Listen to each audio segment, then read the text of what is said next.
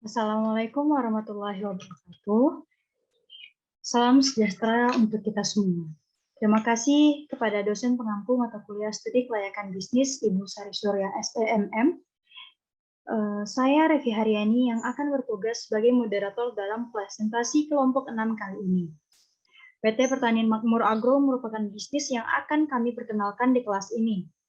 Saya tentunya tidak sendiri, Taisya, Melati, Eugenia, dan Agung yang membantu saya di presentasi kali ini untuk menyampaikan pembahasan. Ubi kasesa merupakan bahan baku tepung tapioka dan juga termasuk makanan pokok pengganti nasi. Di sini permintaan pada ubi kasesa mencapai 9 sampai 10 ton. Dan ubi kasesa juga mudah dibudidayakan sehingga kami memilih ubi kasesa sebagai bisnis kelompok kami. Selanjutnya ada budidaya tanaman ubi kasesa. Mulai dari prinsip dasar budidaya tanaman ubi kasesa hingga pemupukannya, sudah kami atur sedemikian rupa. Dapat di sini dilihat data produksi tanaman ubi kasesa pada tahun 2017 sampai tahun 2021, di mana selalu mengalami penurunan. Berikut adalah grafik penurunan produksi ubi kasesa di Sumatera Barat. Ini saya akan menjelaskan mengenai segmenting, positioning, dan targeting. Segmenting atau segmentasi dari usaha budidaya tanaman ubi kasesa yaitu segmentasi geografis yang mana hasil panen akan diekspor ke luar negeri maupun di dalam negeri. Kemudian positioning, cara menanamkan di dalam benak konsumen dengan menggunakan tagline bergerak bersama petani untuk menuju kekuatan dan pertahanan pangan Indonesia. Kemudian targetingnya yaitu perusahaan atau pabrik yang mengolah ubi kasesa. Perkembangan permintaan pasar dan prospek bisnis. Dari tabel ini dapat kita lihat bahwa pertumbuhan tanaman ubi di Indonesia mengalami penurunan. Perkembangan penawaran dan prospek bisnis. Bisa dilihat dari tabel. Selanjutnya, market space. Ubi kasesa memiliki saripati yang tinggi dibandingkan dengan ubi jenis lainnya. Pabrik pengolahan ubi kasesa membutuhkan bahan baku 500 ton per produksi. Selanjutnya, market share. Di lahan 1.000 hektar dapat menghasilkan 50.000 ton dalam 8-9 bulan masa tanam. Masih sedikit pesaing dari usaha ini. Kemudian selanjutnya, analisis pesaing. Di dalam usaha ini yang menjadi pesaing yang pertama itu petani mandiri di Lampung, kemudian kelompok petani di Lampung, dan petani skala kecil lainnya. Selanjutnya itu ada analisis SWOT. Yang pertama, strength atau kekuatan. Indonesia penghasil ubi kayu terbesar di dunia. Banyak di Indonesia yang menggunakan ubi kayu sebagai bahan baku, kemudian tidak memerlukan biaya yang besar, kemudian saripati yang dihasilkan lebih tinggi dibandingkan jenis ubi lainnya. Selanjutnya yaitu kelemahan atau weakness.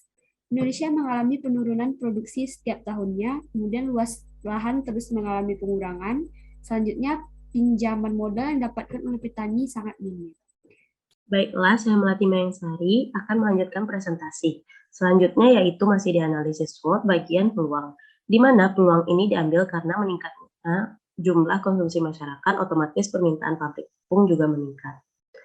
Nah, tidak hanya pabrik tepung, tetapi juga ke pabrik lainnya seperti pabrik farmasi, kosmetik, maupun pabrik industri makanan. Selanjutnya ancaman, yaitu bisa berupa pesaing maupun ancaman pada hama atau yang lainnya. Lalu kita masuk kepada strategi pemasaran atau marketing mix. Yang pertama yaitu produk. Tentunya produk dari perusahaan kami yaitu ubi kasesa atau ubi kayu. Lalu harga. Perusahaan kami mengambil harga yang kompetitif, pastinya di harga yang seminimal mungkin dibandingkan pesaing dengan harga 1.000 per kilonya. Lalu tempatnya di Pasaman Barat karena lahan yang masih luas dan cocok untuk tanaman perumbian. Selanjutnya promosi perusahaan dengan kerjasama atau personal selling ke pabrik-pabrik besar dengan adanya word of mouth. Selanjutnya yang kami gunakan yaitu dengan memberikan fasilitas karung goni yang kuat agar ubi pun dengan kemasan yang aman. Proses dari penanaman ubi kasesa sudah disesuaikan dengan SOP untuk hasil yang maksimal. Dan yang terakhir, people, pastinya sumber daya dalam proses bisnis berlangsung seperti petani ataupun karyawan yang lainnya. Nah, keputusan strategi yang diambil perusahaan kami yaitu strategi harga dari segi kompetitifnya dengan kualitas yang premium. Tentunya dengan menggunakan riset pasar dan analisis pesaing. Menjelaskan tentang aspek teknis, pertama adalah aspek tanah dan lokasi. Untuk lokasi kita didirikan pada Kabupaten Pasaman Barat dengan jenis struktur tanah adalah tanah bergambut, tidak boleh berpasir dan tidak boleh berbatu. Pada bagian ini sebelum kita melakukan tanam kita memerlukan 7-14 hari untuk penguburan tanah dan kemudian baru dilakukan penanaman. Pada saat ini pada bahan baku dan bahan pendukung, pada bahan pendukung kita melakukan bioforma sebagai bahan pendukung dalam bahan bakunya. Kita membutuhkan bibit, biaya itu adalah 200 per line dengan taksiran 1 hektar itu adalah 10.000 bibit, dengan dana yang kita perlukan dalam 1.000 hektar itu adalah 2 miliar. Berikut adalah skala operasional, skala produksi. Diharapkan dalam satu batang itu menghasilkan 5 kg dengan masa tanam itu adalah 8-9 bulan. Dalam 2 bulan masa tanam itu kita mengharapkan adanya perkiraan 500 ton per panen. Berikut adalah layout-nya. Mesin peralatan dan teknologi yang kita gunakan itu adalah traktor dan sebagian masih dengan cara penggunaan konvensional pertanian pada umumnya. Prasarana umum yang diperlukan itu adalah jalan raya sebagai akses dan irigasi air kendaraan kita adalah ini.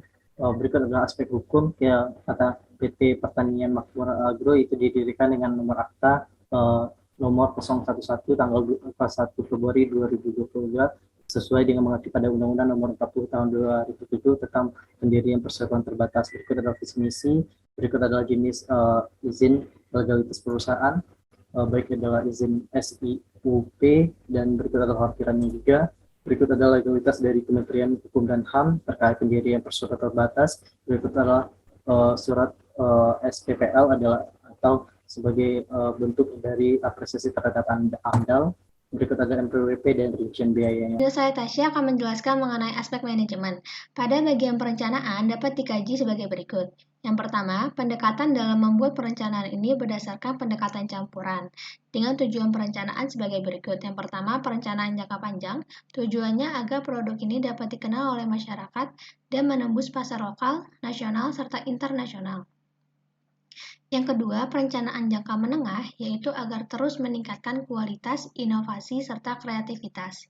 Yang terakhir, perencanaan jangka pendek, agar penjualan tahun ini dapat terus meningkat sehingga memperoleh laba yang besar.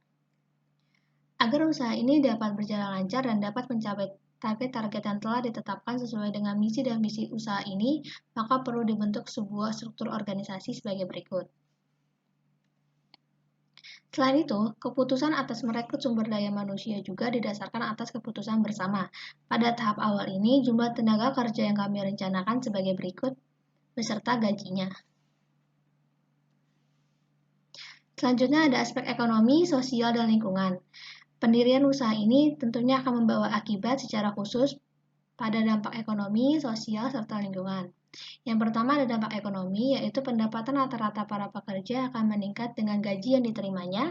Yang kedua ada dampak sosial, membuka peluang untuk menyerap tenaga kerja langsung di sekitar lokasi pendirian usaha bisnis ini, serta meningkatkan kreativitas anak muda di sekitar lingkungan bisnis. Yang terakhir ada dampak lingkungan. Limbah industri bisa bermanfaat sebagai pakan ternak yang bernilai gizi tinggi, tentunya melalui proses pengolahan terlebih dahulu. Jadi kesimpulannya di sini, tanaman ubi kasesa dibudidayakan tanpa permintaan pasar yang memang cukup tinggi dan masih belum terpenuhi. Yang mana kita ketahui permintaan terhadap ubi kasesa ini mencapai 9 sampai dengan 10 juta ton.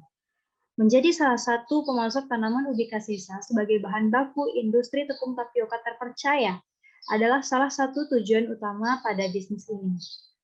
Bisnis budidaya tanaman ubi kasesa ini diharapkan dapat menjadi bagian penting dalam mendukung pembangunan dan pertumbuhan ekonomi. Terima kasih atas perhatiannya. Assalamualaikum warahmatullahi wabarakatuh.